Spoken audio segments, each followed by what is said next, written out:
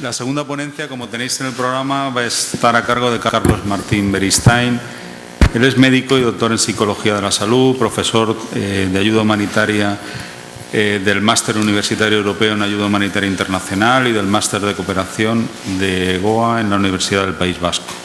Trabaja desde hace más de 25 años en programas de atención a víctimas de violencia política, comunidades desplazadas y refugiadas y grupos de derechos humanos en Guatemala, El Salvador, Colombia, Venezuela, Ecuador, Paraguay, el Sáhara, Perú o México.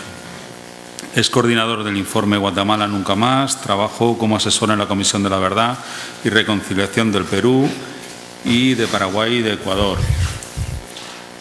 Ha trabajado como perito en casos de tortura, ejecuciones, masacres y desaparición forzada en la Corte Internacional de Derechos Humanos y como consultor de atención a víctimas para la Corte Penal Internacional, autor, entre otras publicaciones, de Afirmación y Resistencia, Reconstruir el tejido social, un enfoque crítico de la ayuda humanitaria, Diálogos sobre la reparación, Manual psicosocial de investigación en derechos humanos, el derecho a la reparación en los conflictos socioambientales, etcétera, algunos más.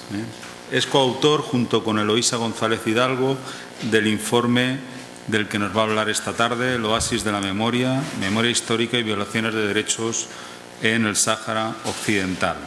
Además, es perito en la causa que se tramita en la Audiencia Nacional sobre el genocidio del Sáhara Occidental.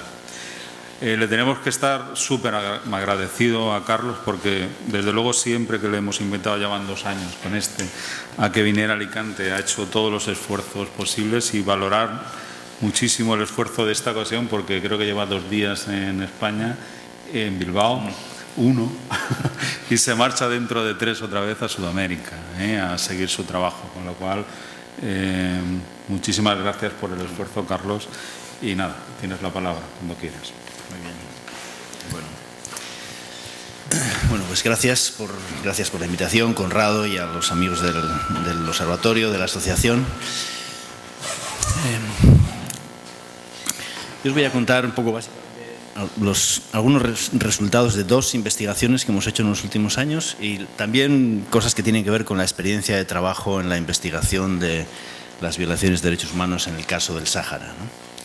Tratando de ver cómo todas estas cosas no son solamente casos o cosas terribles o situaciones difíciles que han sucedido y siguen sucediendo, sino también cómo abordar estos aspectos es un elemento fundamental para buscar una salida política al conflicto, ¿no?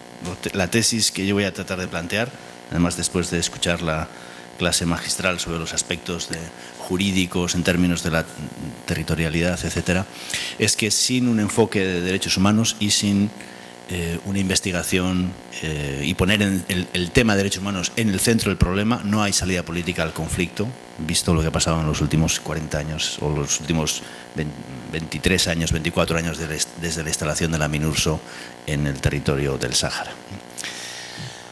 Bueno, ahí tenéis un dibujo que hizo un amigo de Sevilla para un libro que se llama Memorias Nómadas, en el que tratamos de rescatar algunas de las historias del trabajo en la investigación, y casi lo que yo os voy a contar nace de una situación así, ¿no? Nace de una entrevista, nace del desarrollo de la confianza con las víctimas para poder hablar, para poder contar historias guardadas en su corazón durante muchos años, que no son fáciles de compartir, ¿no? Porque para compartir esas historias hay que volver al escenario de la pesadilla, hay que volver otra vez al lugar de los hechos, hay que volver al escenario de la tortura, del centro clandestino de detención. Y creo que de esa relación y de esa confianza han surgido todo el trabajo que hemos hecho en estos últimos años. Y creo que también una idea importante, casi todo nace porque alguien se negó a olvidar, ¿no? Todos los casos que hemos investigado vienen de que las víctimas se negaron a olvidar, ¿no? Casi todos los sistemas represivos incluyen un mandato de olvido, ¿no? Esto se acabó, usted está aquí detenido, la tortura te trata de encerrarte entre las paredes del aislamiento y del olvido. Y creo que el esfuerzo que han hecho muchas víctimas por recordar es una forma de desobediencia frente al mandato del silencio tan frecuente en los casos de violaciones de derechos humanos en cualquier conflicto armado, en cualquier situación de represión. Este es el testimonio de una mujer que se llama Salka Buhari. Salka Buhari fue detenida el año 1980.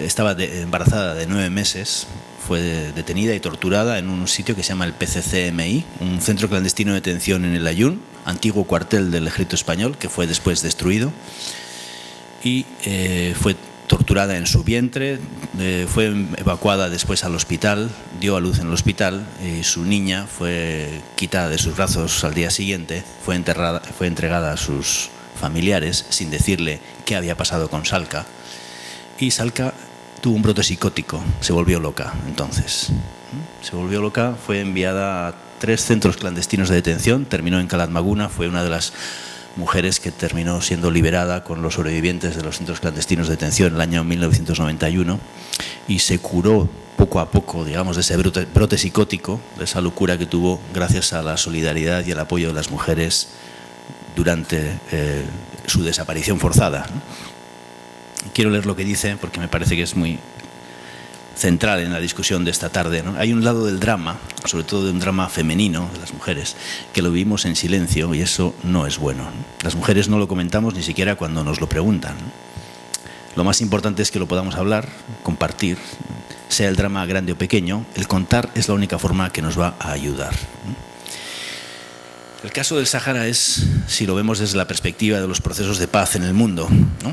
Cambiando un poco el foco del punto anterior que hemos estado discutiendo, pues es obviamente el territorio en proceso de descolonización desde hace muchos años, y es un caso, el único caso en el cual hay una finalización de un conflicto armado, ¿no? O sea, hay un acuerdo para la finalización del conflicto armado del alto el fuego desde el año 91, pero no hay un proceso de paz asociado a esa finalización del conflicto armado.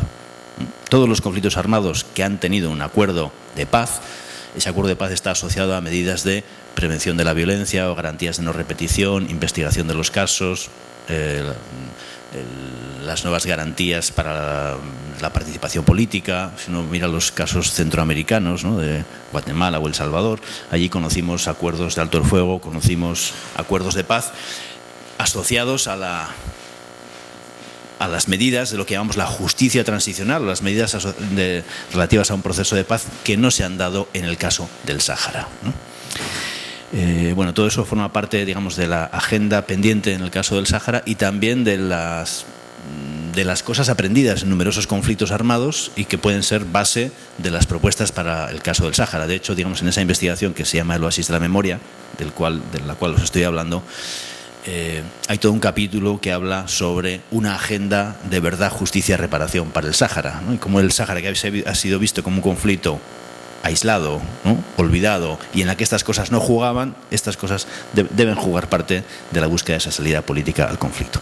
Y por otra parte, seguimos viviendo, pues 38 años después, una situación de emergencia permanente en los campamentos de refugiados, y en un contexto de frustración, violencia en los territorios ocupados, bloqueo desde los intentos sucesivos de llegar a un acuerdo político, hacer el referéndum, las veces que dos veces por lo menos que a los refugiados se les fue por parte del ACNUR a medir cuáles eran sus propiedades, para calcular la cantidad de camiones que se necesitaban para transportar sus pertenencias para hacer el referéndum, y todo aquello quedó en nada, y con un cuestionamiento también, obviamente, del papel de Naciones Unidas en el proceso. Bueno, son cosas que ustedes ya saben. Ahí tienen el muro del que antes hacía referencia Felipe. La primera cosa que quiero centrar es la importancia de la documentación de los casos. ¿Qué es lo que nos encontramos en el caso del Sáhara? Nos encontramos con muchas denuncias de carácter político, muchas denuncias hechas en distintos ámbitos, pero poca documentación específica de los casos, ¿no? Para poder hacer un trabajo de derechos humanos necesitamos tener una mejor documentación de los casos, y es lo que nos dedicamos a hacer, ¿no? Es decir, a entrevistar a las víctimas, a buscar documentos si es posible, a tratar de documentar esos casos. Logramos documentar 261 casos desde octubre, 30 de octubre del año 75 hasta el caso de Geden Isik, que fue el último caso que hicimos en noviembre del 2010. Tratando también de ir a la profundidad de los testimonios, ir a las fuentes primarias, en un contexto en el que muchas víctimas saharauis a las que entrevistábamos tenían un relato, si queréis, un poco genérico, ¿no?, y tal vez superficial de los hechos, ¿no? Yo recuerdo la primera entrevista que hicimos en Badajoz, ¿no?, a un Brahim Sabar, ¿no?, presidente de la Asociación de Víctimas del Sáhara durante bastantes años, y que estuvo detenido desaparecido durante 10 años también en varios centros clandestinos de detención, detenido en la llamada Villa Cisneros, en Dakhla. Cuando yo lo empecé a entrevistar, empecé a decir, bueno, a mí me detuvieron en el año 80, en estas condiciones. Yo era un poeta, me dedicaba a hacer cosas de teatro, me detuvieron, me torturaron, me llevaron al PCCMI de Dakhla, me torturaron, me llevaron a tal lugar y de ahí después me liberaron, ¿no? Y tuvimos que volver para atrás. En 10 minutos había terminado el testimonio, ¿no? Y tuvimos que volver para atrás y dice, bueno, volvamos otra vez al escenario de donde empezaron los hechos, ¿no? Y cuénteme cómo fue entonces esa detención, cómo fue la tortura, en qué lugar estuvo, cuáles son los detalles, ¿no? Estuvimos 4 horas en esa entrevista, ¿no?, en profundidad a Brahim Sabar, rescatando muchas de los elementos de lo que había sido una detención en los centros clandestinos. Sabéis que en el Sáhara es casi el único país en el mundo en el que ha habido detenidos, desaparecidos en centros clandestinos de detención durante 16 años, ¿no?, como la ESMA en Argentina o Villa Grimaldi en Chile, ¿no?, pero durante 16 años, ¿no? Y a mi lado estaba el Galia Jimmy. Galia Jimmy era la vicepresidenta en ese momento, como sigue siendo, de la Asociación de Víctimas de Derechos Humanos Saharauis, y ella que hacía de traductora. Y cuando terminamos la entrevista, el Galia me dijo, mira, yo no había conocido muchas de las cosas que ha contado Brahim, ¿no? Y eso que estamos juntos desde hace 20 años en la asociación, pero nunca ha contado esas cosas que ahora ha contado, ¿no? Bien, ¿qué quiero decir con esto? Que hemos tratado de documentar en profundidad las historias que muchas veces los saharauis no se han contado incluso entre sí, porque ¿qué le voy a contar a otro saharaui que ha vivido una cosa parecida a la que yo he vivido, ¿no? Es parte casi del proceso, lo vimos cuando entrevistamos a algunos niños o jóvenes, ¿no?, casi parte del proceso de socialización, ¿no?, que uno sabe que lo pueden detener si hace una manifestación y lo pueden detener de forma arbitraria y lo pueden torturar, y eso es casi como parte de lo que sabe que le puede pasar por ser saharaui en términos de los territorios ocupados por Marruecos, ¿no? También hemos tratado de que este trabajo fortalezca al tejido local, ¿no?, a las organizaciones de derechos humanos, a CODESA, a SVDH, de forma que las organizaciones saharauis en todos los países, las organizaciones de derechos humanos han sido el punto central para empujar hacia la búsqueda de salidas políticas o la defensa de los derechos humanos. Creo que eso es un elemento clave que hay que fortalecer. A FAPREDESA, a SVDH, CODESA, las organizaciones saharauis, es un elemento central para que haya una base que empuje en esa dirección. Y nos encontramos también con muchas dificultades. Para hacer esa investigación yo tuve cuatro militares o 4 policías, agentes de seguridad marroquíes siguiéndome todo el tiempo, ¿no?, todo el tiempo en el Ayun, ¿no?, incluso en el hotel en el que yo me quedaba, que era el hotel de la Minurso, todo el hotel lleno de soldados de la Minurso y yo solo, ¿no?, como civil, digamos. Y 2 personas en el lobby del hotel, 2 personas en la calle siguiéndome en cualquier momento, en cualquier circunstancia, al bar, a tomar un café, a la casa en la que tomo testimonios, es decir, ejerciendo presión. Quiero decir, son ejemplos de algunas de las condiciones que viven los saharauis, obviamente de una manera mucho más dura que nosotros, pero que muestran la dificultad de hacer investigación de derechos humanos en un territorio así. Y tratamos también de ayudar a la gente a compartir sus historias. Muchos de estos dolores son dolores guardados durante mucho tiempo, que la gente no ha compartido, porque hablar de estas cosas es doloroso, y tampoco ha habido oportunidades para hablar y para hacer algo que aprendí de los familiares de los desaparecidos en Colombia, ¿no?, una cosa que me dijeron allá, que tanto dolor no sea inútil. Es decir, ¿cómo hacemos algo que sirva en este proceso de investigación, no solamente para documentar los casos, ¿no?, sino también para ayudar a las víctimas y a enfrentar el impacto del sufrimiento vivido por esa represión sufrida por una gran parte de las víctimas saharauis, ¿no? Bueno, ahí tenéis una síntesis de algunos de los casos que investigamos, ¿no? Y voy a quedarme casi con esta para decir luego algunas cosas más solamente sobre los casos, porque tampoco quiero ser demasiado prolijo en esos, ¿no? Pero el primer caso que investigamos es el caso de los bombardeos, ¿no? Ya sabíamos, son casos ya conocidos, los bombardeos de la población civil, el año 1976, alguno también el año 1975, pero especialmente en febrero del año 76 se produjeron varios bombardeos, especialmente en un lugar que se llama Modreiga. Y cuando empezamos esa investigación hablé con Abdeslam, el presidente de la Asociación de Familiares de Detenidos Desaparecidos en los campamentos, y me dijo, mira, para investigar esto hay que ir a Dakhla. Dakhla es el campamento que está más lejos del conjunto de los campamentos. Para los que habéis estado en el Sáhara, los que no habéis estado en el Sáhara, estaba antes como a 4 horas, ahora está como a 2 horas y pico porque hay carretera. Y me dijo, hay que ir allá porque muchos sobrevivientes están allá, ¿no? Y cuando estamos recogiendo la historia, ¿no? Entrevistamos a unas 50 personas sobrevivientes de ese bombardeo. Hemos hecho el primer listado de 39 muertos hasta donde llegamos nosotros en ese bombardeo. 75 heridos de ese bombardeo de población civil. Entrevistamos al personal de salud que atendió a las víctimas, uno de ellos Barbero, que murió hace 2 años, poco después de presentar la investigación. 2 enfermeras que estuvieron presentes en el bombardeo atendieron a los heridos. Una de ellas fue además herida en el propio bombardeo, una del País Vasco y una enfermera catalana. Tenemos la documentación, toda la documentación del caso, el lugar en el que fue, el tipo de bombas que cayeron, los efectos que produjo en la población civil, cómo fue la huida, ¿no? Muchas víctimas nos dijeron, nosotros nos refugiamos en Modrega porque era un sitio para esperar una intervención española. Pensábamos que íbamos a estar allá y de allí iban a pasar 3 semanas, un mes, y íbamos a poder volver a nuestros lugares, ¿no? Ese bombardeo de la población civil es el inicio del éxodo a los campamentos de Tinduf, ¿no? Los refugiados son consecuencia de ese bombardeo de la población civil. Un bombardeo de la población civil es un crimen de guerra, ¿no? Es un crimen de guerra no investigado todavía hasta la actualidad por Naciones Unidas, otras organizaciones de derechos humanos.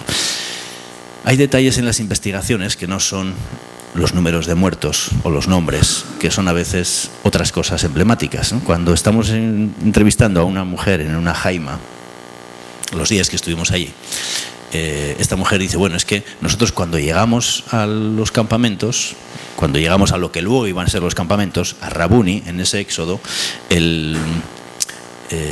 escuchamos el ruido de los aviones del aeropuerto militar de Tinduf, ¿no? Y muchos de los sobrevivientes que cuando llegaron en el éxodo, exhaustos, en shock del bombardeo de Modrega, escucharon los aviones aterrizar en el aeropuerto militar de Tinduf. Tinduf era una base militar en ese tiempo.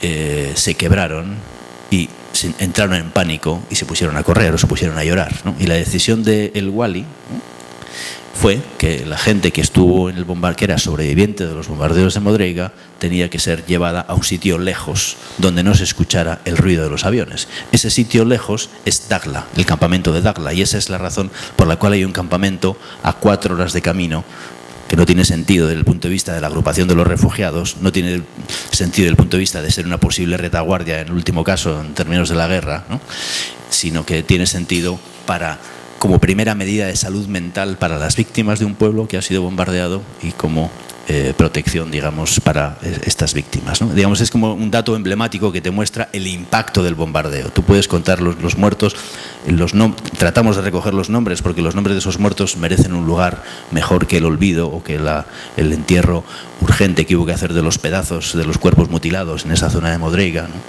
para poder rescatar esos nombres, pero también para poder identificar parte de esos impactos, como digo, no solamente en un modo de vida, ¿no? Y por qué todas las víctimas, frente a esa incomodidad que a mí me suponía, bueno, hay que ir hasta allá para entrevistarlos, la razón de esa distancia tiene que ver con el impacto propiamente del bombardeo, ¿no? Bueno, investigamos también otros casos, ¿no? Ahí tenéis entre casos de pillaje, obviamente, muchos beduinos que perdieron sus camellos, ¿no? Y cuando le pregunté a uno de los beduinos, bueno, ¿y para usted qué es que le mataran sus camellos, sus 20 camellos o sus 100 camellos en algunos casos, ¿no? El camello es lo más importante para un beduino, ¿no? Es lo más importante, ¿no? Uno de ellos me dijo, mira, eso es como ustedes valoran el oro, ¿no?, los occidentales, para nosotros el camello es como el oro, ¿no?, como lo más valioso de la vida, ¿no? Entonces, hay también una forma de vida se acabó durante mucho tiempo en el Sáhara, ¿no? Una forma de vida ligada al nomadeo, a la jaima, a poder estar en libertad en el desierto. Todo eso se acabó, ¿no?, porque las matanzas de los camellos fueron una forma de acabar con un modo de vida, para acabar con una fuente de alimentación supuestamente del Polisario, pero también supone un ataque cultural a una forma de vida, como lo fueron en las comunidades mayas en Guatemala, el arrasamiento de comunidades enteras que acabó con una forma de vida de los pueblos indígenas en el norte de Guatemala por parte de los militares, ¿no? Documentamos también otras cosas que son... Siempre habíamos escuchado que había, por ejemplo, no quiero contaros todos los casos, pero solamente para ver lo emblemático de ciertas cosas, ¿no? Habíamos escuchado de que había fosas comunes en el Sáhara, Y habíamos escuchado que había un lugar en el que había personas que habían sido que eran miembros del Polisario, que fueron detenidos y fueron enterrados vivos. Bueno, eso parecía casi una leyenda, ¿no? Siempre habíamos escuchado cosas. Alguien me ha dicho, sí, esos casos existieron. Bueno, ¿dónde está ¿tenemos algún testigo? ¿Sabemos algo? ¿Podemos entrevistar a alguien que estuvo, que conoce directamente? Tratar siempre de ir a la fuente, a verificar las cosas, ¿no? Para que no nos digan que nos hemos inventado la historia o que esto es parte de la leyenda. Bueno, el primer viaje al Sáhara, a los territorios ocupados, no encontramos ningún sobreviviente. Pero cuando yo regresé a Bilbao, ¿no?, al muy poquito tiempo de llegar, recibí una llamada del Ayun que me dijeron, hay un testigo, no te podemos decir más y tienes que venir otra vez. Y me fui otra vez al Ayun. Y el testigo que me iban a presentar es un testigo que sobrevivió a las fosas del Emsayet, a esas fosas que sí existieron. Y esas fosas fueron 2 fosas hechas con excavadora, ¿no? 2 fosas que eran un lugar de detención y tortura, y otra, un lugar de entierro al lado de ella, digamos, cubiertas por alambre de espino. Y el testigo, que se llama el Batal Labib, ¿no?, nos contó cómo había sido su detención y tortura en ese lugar, ¿no? Y nos contó cómo él mismo había sido torturado, cómo esas fosas tenían como unos 4 metros de altura, cómo eran torturados con látigos y piedras desde arriba, mientras un teniente iba tomando notas sobre el interrogatorio que les estaba haciendo. Nos dio el nombre de una persona que estuvo ahí con él, ¿no?, en esa fosa, que estaba a su lado, estaba agarrado de su mano, y en uno de los momentos de la tortura esa persona murió, ¿no? Murió por las pedradas y murió por los latigazos de que estaba siendo objeto. Era un amigo suyo. Nos dio el nombre, apuntamos el nombre. Cuando yo regresé a Bilbao y empecé a revisar la documentación, en Marruecos publicó en diciembre del año 2010 una lista de personas desaparecidas que daba por muertas. Esa lista se fue publicada en Internet, no fue publicada ni se hizo llegar a los familiares esa lista diciéndoles, mire, ustedes que buscan a su familiar, pasó esto con su familiar. No hubo ninguna explicación de ese tipo. Fue publicada en Internet. En esa lista publicada en Internet está el nombre que nos había dado el Batal Labib, de su amigo que murió en la fosa. Está en esa lista como muerto en Lemsayet, en el cuartel de Lemsayet, el sur de Tantán, debido a las condiciones, ¿no? Esa persona murió debido a las condiciones. Esa persona no murió debido a las condiciones. Esa persona murió debido a la tortura, ¿no? El niño que denunció al Batal Labib, porque el Batal Labib era una persona que tenía un Land Rover, y hubo un niño que aparentemente lo denunció, bueno, bajo torturas, de que trabajaba para el Polisario con este Land Rover para llevar provisiones. Ese niño que él nos contó que estuvo en la fosa y le estuvo diciendo, sí, usted es el que tenía el Land Rover. Ese niño fue asesinado en esa fosa, ¿no? Él es testigo de cómo fue asesinado en esa fosa y cómo fue tirado a la fosa de al lado. Nos dio el nombre de este niño. Ese niño aparece en el listado proporcionado por Marruecos, donde señala las personas muertas, las personas desaparecidas que daba por muertas en el cuartel del Emsayet. Y ese niño no falleció debido a ninguna condiciones, falleció debido a la tortura de que fue objeto. Entrevistamos a algunas personas, solamente hay un sobreviviente de esas fosas, solamente esta persona. Pero esas fosas estaban en un lugar cerca del cuartel en el que había una celda. En esa celda había varias personas. Cuando este hombre, el Batal Labib, fue llevado medio muerto por el coronel Lamarty a esa celda, ¿no?, y fue llevado medio muerto porque su padre era un capitán del ejército marroquí, ¿no? Cuando fue llevado allá, fue tirado allá. Allá había varias personas en esa celda que lo vieron y que pensaban que estaba muerto, ¿no? Sin embargo, esta persona sobrevivió, ¿no?, el Batal Labib. Y estas personas que estaban en la celda fueron llevadas con el Batal Labib y con estas otras personas a otro cuartel primero, y después fueron llevados a El Ayun. Y esas personas que estaban en la celda, algunas de ellas sobrevivieron. Esta persona, el Batal Labib, nos dio los nombres. Encontramos a estas personas en los campamentos de Tinduf. Entrevistamos a estas personas en los campamentos de Tinduf que corroboraron la historia del Batal Labib, ¿no?, sin haberse visto desde hacía 30 años, ¿no? Bueno, es parte de uno de los casos que hemos investigado, en el que tenemos las pruebas, ¿no?, de una cosa que llamamos la triangulación de las fuentes, ¿no? Es decir, tenemos la información del testigo, hemos corroborado el testigo, hemos comprobado la declaración del testigo con otros testigos que están en los campamentos, que no se han visto desde hace muchos años, hemos analizado la información proporcionada por Marruecos, ¿no? Podemos concluir, sabemos dónde están estas fosas, ¿no? Y esto es un crimen internacional, ¿no? Es un crimen de guerra, es un crimen de lesa humanidad, y es un crimen que todavía necesita ser investigado. Tenemos el primer estudio de las fosas del Ensayet. No se puede negar que esas fosas han existido, no sé si siguen existiendo, o esas fosas han sido destruidas, como se hizo en el caso de Chile y en el caso de Perú, ¿no? Fujimori en Perú y Pinochet en Chile. Pinochet puso en marcha una operación que se llamó retiro de televisores, ¿no? Retiro de televisores, se llamó así la operación oficialmente, cuando decidió sacar los restos de varias de las fosas donde había personas desaparecidas para quemarlos en un horno crematorio y tratar de desaparecer los restos. Lo mismo hizo Fujimori en el cuartel de Cabitos en el Perú. O sea, tenemos algunas experiencias históricas que muestran eso. ¿Y qué quiero decir con esto? Que hay muchas historias negadas, no solamente en el olvido, sino que se han negado su propia existencia, que necesitamos rescatar, o que hemos tratado de rescatar con los pocos medios con los que hemos contado para hacer este tipo de trabajos, ¿no? Tenéis ahí algunos otros casos, pues del único prisionero de guerra reconocido por Marruecos, ¿no?, durante 24 años encarcelado, ¿no? El caso de los 26, que es un caso de los únicos presos reconocidos por Marruecos, mientras tenían todos los desaparecidos en los centros clandestinos de detención, solamente reconoció que había 26 detenidos, ¿no? Y esto se conoció como el caso de los 26 sometidos a un tribunal militar después.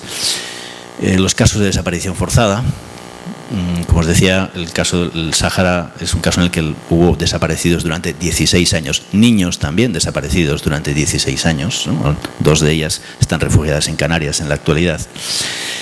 Y todavía hay 400 personas desaparecidas en el Sáhara, ¿no? Si vemos 400 personas en relación con la población saharaui, que no sé los cálculos que tendrás, Felipe, pero puede ser de 500.000 por lo menos en esa zona, ¿no?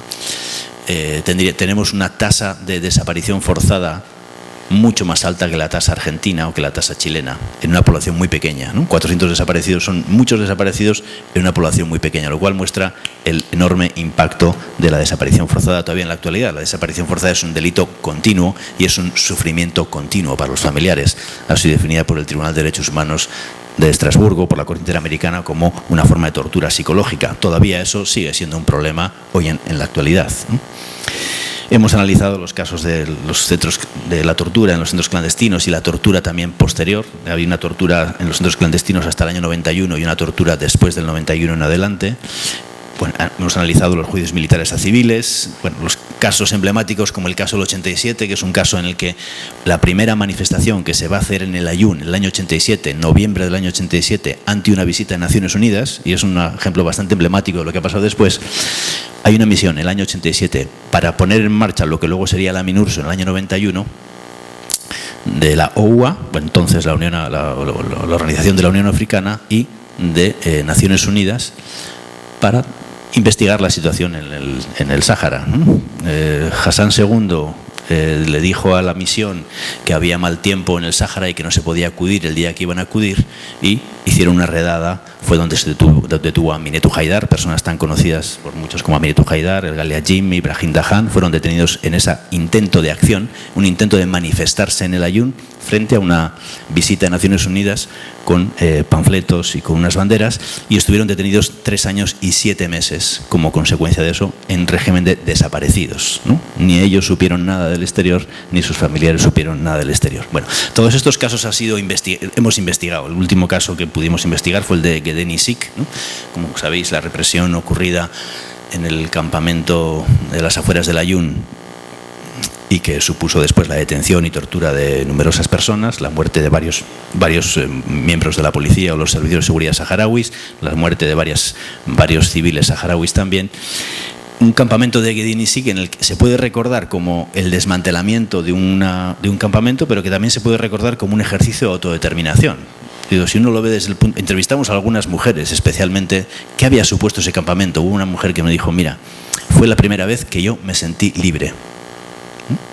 Y eso es un elemento central de lo que constituyó ese campamento. Para que os hagáis una idea, hubo unas 20.000 personas, según el Departamento de Estado de Estados Unidos, 20.000 personas en ese campamento. Si hacemos la proporción de 20.000 personas con respecto a la población saharaui, sería como si hay 6 millones de personas manifestándose en el Estado español. De esa proporción estamos hablando, de personas que fueron de ese campamento que fue desmantelado, ¿no? Y que muestra una capacidad de organización y de resistencia en condiciones límites. Bueno, todo esto son casos, ¿no? Uno mira los casos sueltos, tiene que tener la consistencia de la información, ¿no? Tenéis ahí en ese informe, que he traído un ejemplar que se llama El Oasis de la Memoria, tenéis los casos investigados hasta donde nosotros pudimos profundizar en ellos, pero están hechos con una metodología similar a la con la que hemos trabajado en una comisión de la verdad en cualquier lugar del mundo.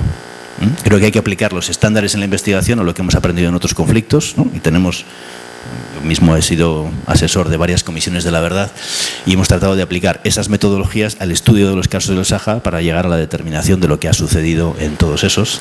Bueno, tenemos si uno lo mira en un sentido más macro, tenemos un pueblo dividido en 2 o en 3, porque está la diáspora, ¿no? Con más de la mitad de población refugiada, ¿no? Y donde prácticamente todas las familias han tenido o casos de detenidos o casos de desaparecidos o detenciones arbitrarias o torturas, ¿no? Se ha acabado con una forma de vida en el desierto. Hay 3 generaciones afectadas por las violaciones de derechos humanos. Esto no afectó solamente a los que eran jóvenes, vamos a decir, o mayores en el año 75, sino ha afectado a sucesivas generaciones hasta la actualidad. Y ahí básicamente nos encontramos con 2 tipos de patrones de esas violaciones, ¿no? Nos encontramos en el territorio ocupado por Marruecos, pues la desaparición temporal, la tortura, la detención arbitraria, la violencia sexual en el territorio ocupado por Marruecos, y en los campamentos nos encontramos víctimas de bombardeo, víctimas de minas también, que estamos investigando ahora, y familiares de los desaparecidos que también están en los campamentos. Como os he dicho antes, la explicación dada por Marruecos sobre los casos de desaparecidos que reconoció, de estos 400 desaparecidos que existen en el Sáhara todavía, de 207 de ellos, 207 aparecieron en este listado que publicó en el año 2010, de esos 207, en la mayor parte de los casos dice tal persona nació en tal año y, como tenéis ahí, ¿no? Murió en 1987 en el trayecto a consecuencia de las condiciones. Esta persona de la que dice esta frase, Mohamed Ayats, es una de las personas que fue detenida en ese caso del 87 que os he dicho, con Aminetou Haidar y Egali Ajimi, etc. Todas las personas que fueron detenidas en ese operativo son testigos, especialmente los hombres porque estaban con él, pero también las mujeres porque estaban detrás de la pared, ¿no?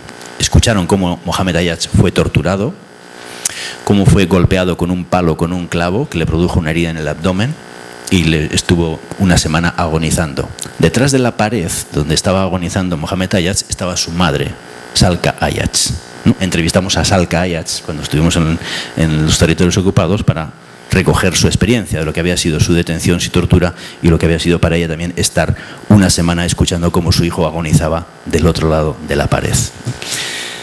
La explicación dada por Marruecos en su informe es: murió en 1967 en el trayecto a consecuencia de las decisiones. Dice en el trayecto porque no murió en el PCCMI donde fue detenido, sino murió en el BIR, en el Batallón de Intervención Rápida, que es un batallón, es un cuartel que está en la playa del Ayun, a unos 25 kilómetros más o menos, y fue en ese batallón donde fue asesinado bajo torturas. Bien. Bueno, no quiero abrumaros con los datos, pero hicimos un análisis de los casos de tortura. Bueno, ¿cuáles son los patrones de los casos de tortura? ¿Cómo fue la tortura en la época de los centros clandestinos de detención hasta el año 91 y cómo fue la tortura después? Nos encontramos un patrón similar, no en el tiempo, o sea, las cosas cambiaron mucho en el tiempo de tortura, en que no son detenciones clandestinas, la mayoría de ellas, pero encontramos los mismos métodos de tortura, ¿no? El colgamiento, el vendaje de los ojos, el estar permanentemente esposado, obviamente las palizas, han sido cosas que hemos ido documentando en casos posteriores del año 93, del año 95, incluso del año 2010, con el agravante de la violencia sexual, que hemos documentado más en los últimos tiempos, ¿no? Bien. Otras cosas sobre lo que fuimos descubriendo. Bueno, un enorme impacto de la violencia en las mujeres. Ahí tenéis algunos datos bastante representativos. 64% de los familiares de desaparecidos residen de nuestra muestra, ¿no? Residen en los campamentos. O sea, hay muchos familiares desaparecidos en los campamentos de refugiado y la mayoría de estos son mujeres, ¿no? Son las mujeres las que han sufrido las consecuencias de la desaparición forzada. Han tenido que cuidar a los hijos, han tenido que cuidar a la familia en medio de condiciones extremas, sin la figura del padre, sin la figura del hermano, de otros familiares. La mayor parte de las víctimas del bombardeo de Modrega eran mujeres, lo que muestra que en ese campamento no había más que mujeres, niños y ancianos, porque la mayoría de los nombres que tenemos son nombres de mujeres y nombres de niños, ¿no? El 30% de las desapariciones temporales fueron mujeres. Es una tasa mayor que la tasa de desaparición forzada de mujeres en Argentina o Chile, bastante mayor, ¿no? O sea, es decir, se concentró también una violencia contra las mujeres consideradas base o parte del Polisario. 40% de las mujeres fueron entrevistadas, sufrieron torturas y 20% refirió violencia sexual. Es muy difícil hablar de la violencia sexual, ¿no? Entrevistamos a una mujer que nos dio su testimonio de torturas, ¿no? en los años 80, y también nos habló de cómo le habían violado, ¿no?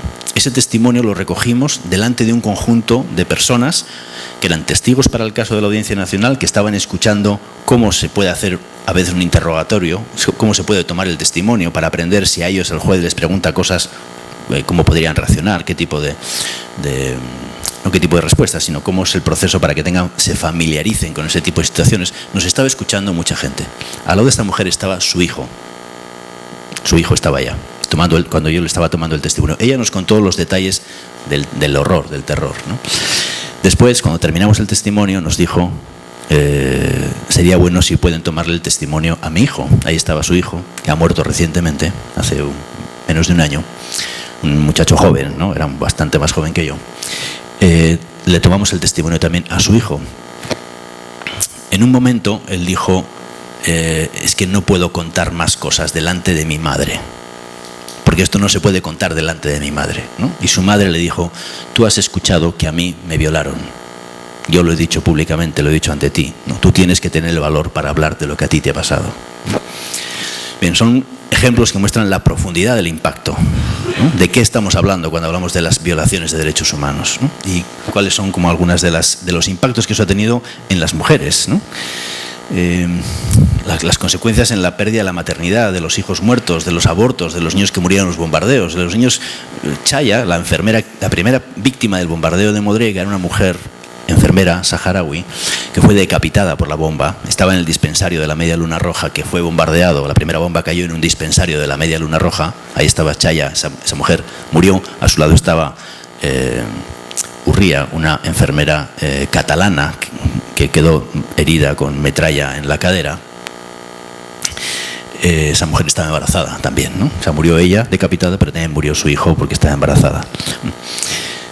Bien, también hemos visto las consecuencias en las siguientes generaciones, ¿no? Los impactos de la violencia en lo que llamamos las infancias perseguidas, ¿no? Como muchos niños fueron detenidos en los centros clandestinos de detención, ¿no? Al menos 19 aparecen muertos en el listado oficial de Marruecos.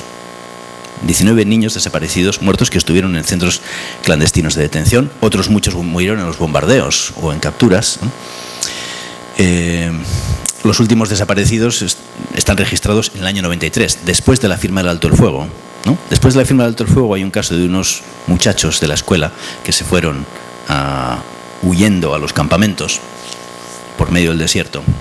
Cuando se estaban acercando al muro, fueron avistados en la noche, fueron avistados por la patrulla del ejército, que empezó a disparar. Algunos de estos muchachos todos salieron corriendo. 3 de ellos cruzaron al otro lado, a los campamentos, viven en los campamentos, los entrevistamos también. Una de ellas fue detenida, ¿no? Y otra de ellas fue desaparecida. Este es el último caso que no pudimos documentar de desaparición forzada. Hasta el año 2010 Marruecos no reconoció que esta muchacha había sido detenida, desaparecida, ¿no? Y dice que murió cerca del muro, pero no da ningún dato de cómo murió, ¿no?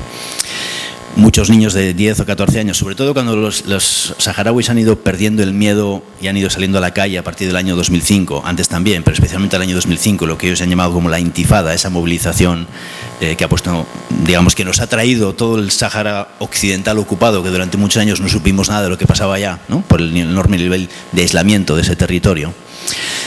pues muchos niños que empezaron a salir a la calle, empezaron a participar en manifestaciones, pues fueron detenidos y sufrieron tortura. Entrevistamos a varios de ellos, tenemos los casos documentados y las consecuencias que eso ha tenido, porque para muchos niños ser detenido y ser torturado es una forma de exclusión social. No solamente es el enorme impacto de la tortura en la persona, es también quedar fuera del circuito, porque ya no vas a poder seguir yendo a la escuela, ¿no? Porque vas a tener que salir, o te buscas una escuela privada, o no vas a ir a poder ir a la escuela. Nos hemos encontrado con muchos casos de este tipo, ¿no?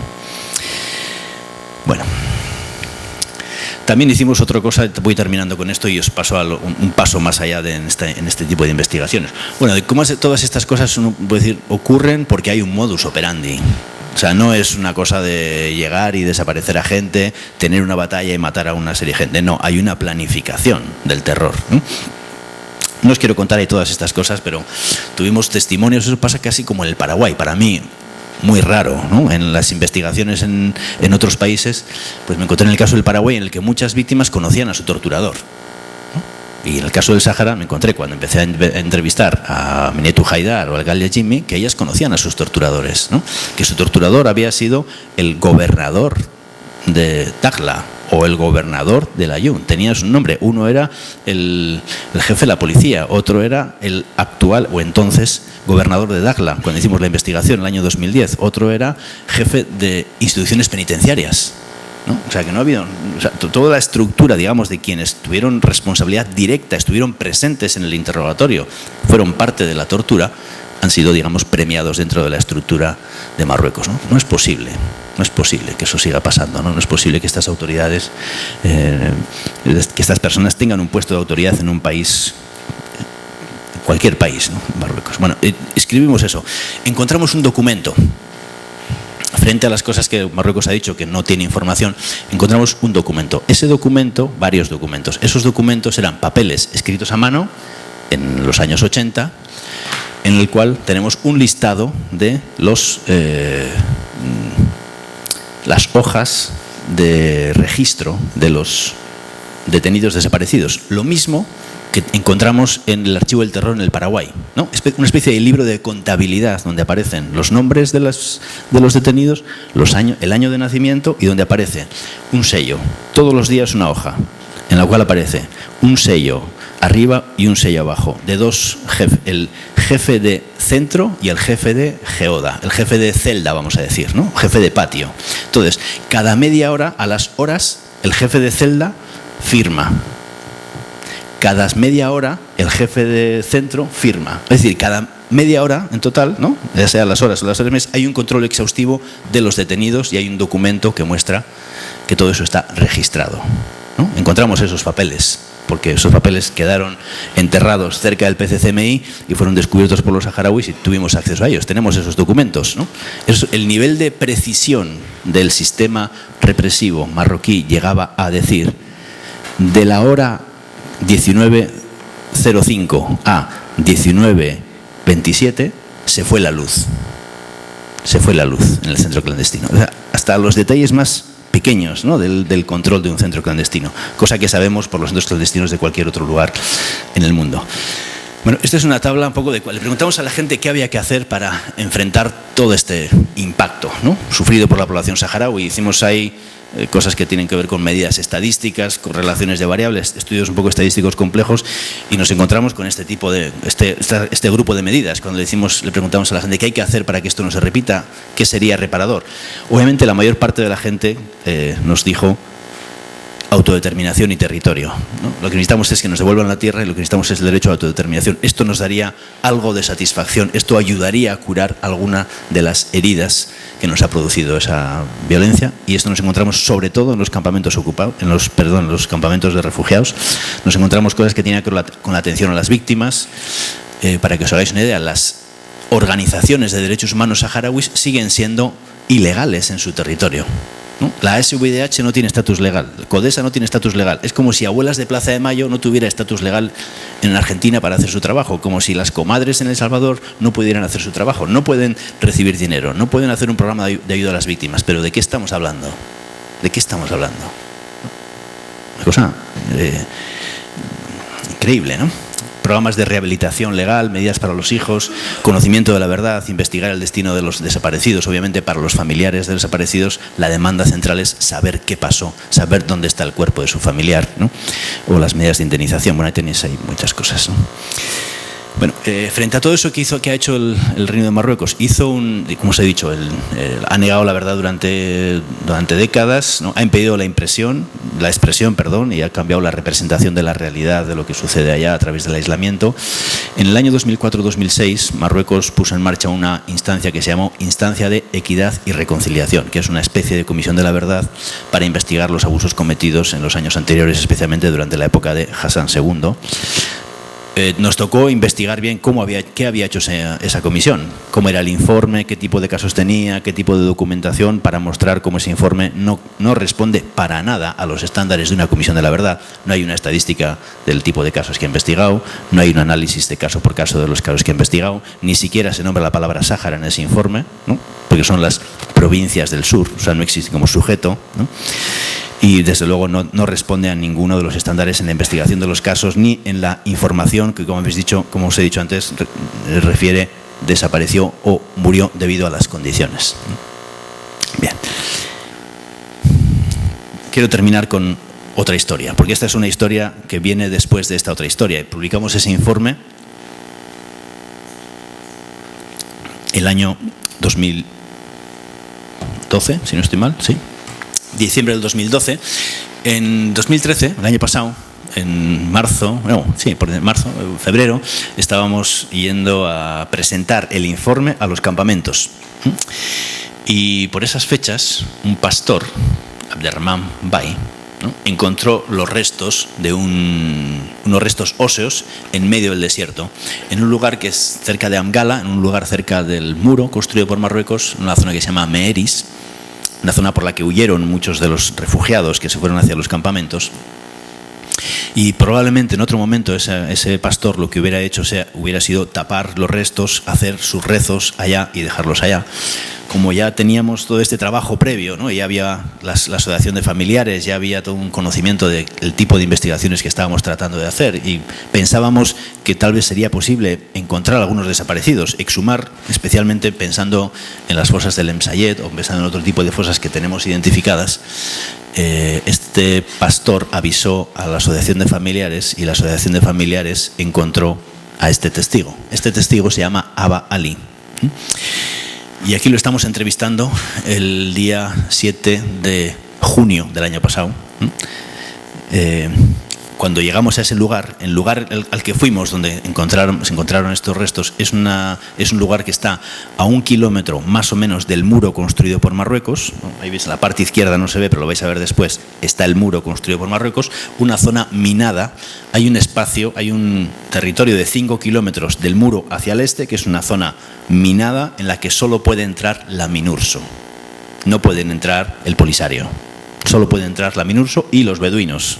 Forma parte de su forma de vida y es donde se dan la mayor parte de las víctimas de minas en la actualidad, porque es en esa zona donde la gente va con sus camellos.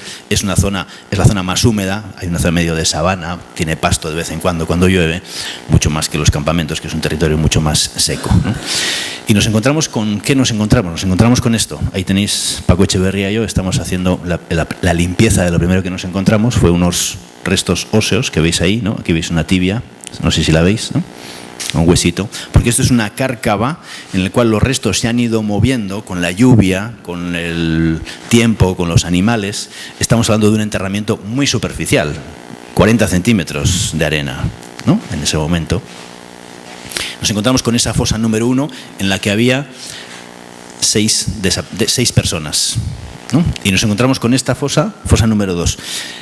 Este hombre, Aba Ali, aquí lo estamos entrevistando el primer día. Cuando estamos ahí, él nos dice: no, delante de mí mataron a 2 personas. Y nos dio los nombres. Nos dijo: mire, delante de mí mataron a Abdallah Gerrandán y mataron a Mohamed Molud Mohamed Lamin. Nos dio los nombres, yo los apunté.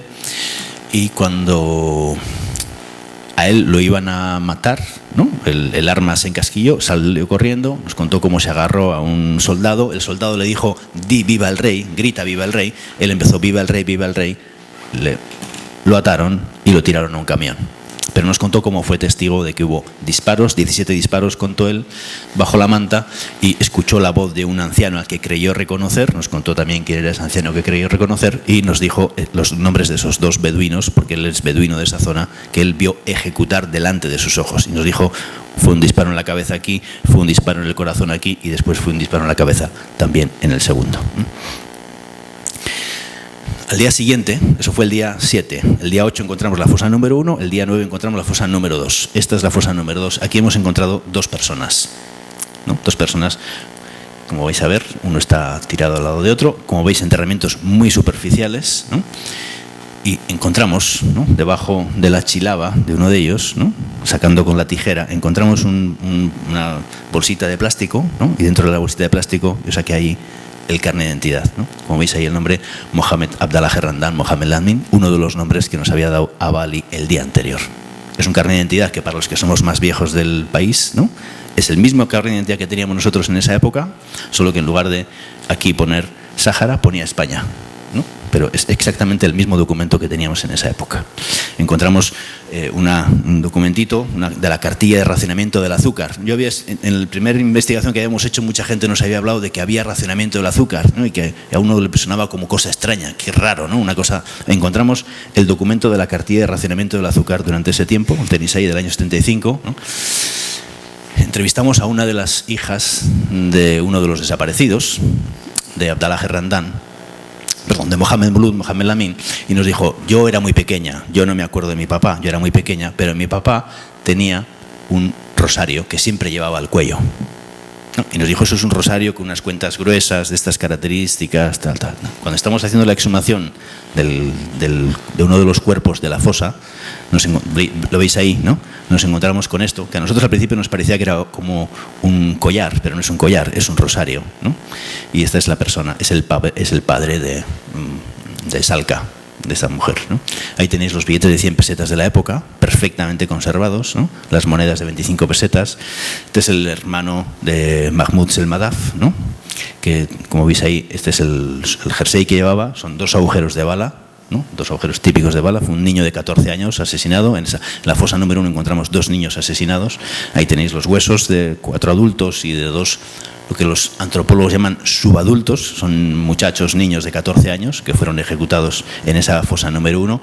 Ahí tenéis los agujeros de bala, ¿no?, perfectamente visibles, producidos por, aquí tenéis el agujero en la fosa ilíaca, en la pala ilíaca derecha, el agujero de salida del arma que le disparó en el corazón y que le salió por la pierna, digamos por la cadera.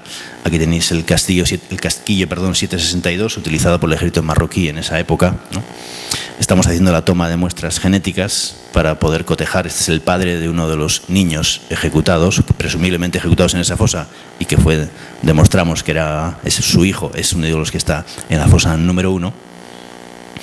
Todo eso lo hicimos en condiciones muy difíciles.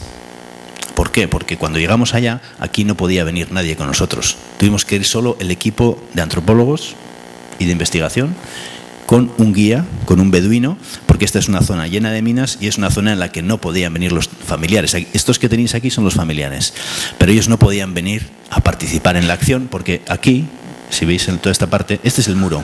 Esta es la parte natural, vamos a decir, del muro, pero en la parte de arriba hay un muro artificial construido, y aquí hay varios puestos de observación, ¿no? De hecho, se veía perfectamente cómo el ejército marroquí nos está observando mientras estamos haciendo la exhumación. Nosotros llegamos allí en un jeep del año 62 con el equipo a hacer esto, ¿no? Al segundo día llamamos a los familiares para que vinieran a ver lo que habíamos hecho, porque no queríamos llevarnos los restos óseos, no queríamos que nos acusaran de destruir las pruebas. Ustedes han ido allá, han encontrado las cosas, lo han destruido y ahora nos dicen que ahí había unos desaparecidos. No, allí dejamos las cosas, como veis. Construimos después con una protección para las fosas, y aquí está, salvo los trocitos de hueso para hacer las pruebas genéticas y los objetos que sí nos llevamos para demostrar lo que habíamos encontrado, el resto de los cuerpos están tal cual.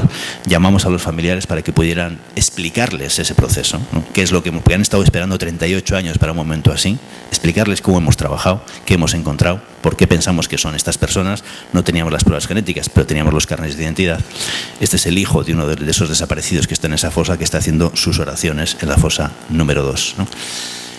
En noviembre, 4 meses después, volvimos a Meiris, a la zona. Esta es la delegación de la MINURSO, la patrulla de la MINURSO, ¿no? Un capitán de Egipto,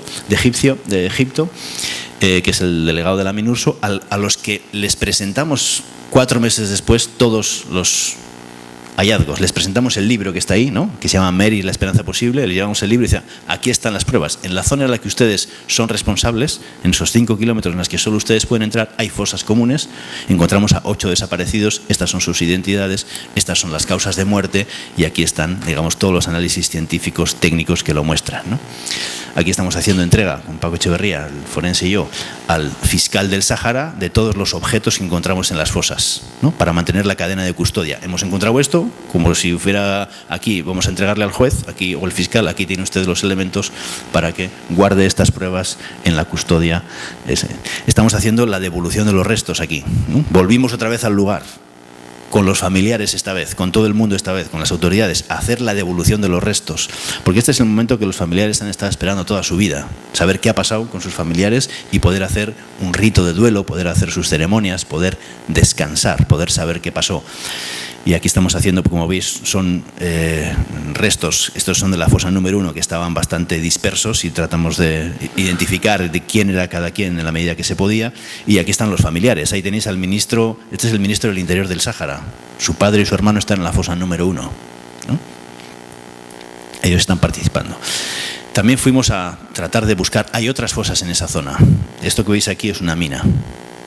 No pudimos pasar a una zona que sabemos que está aquí, donde tenemos testimonios de que hay varias fosas allá.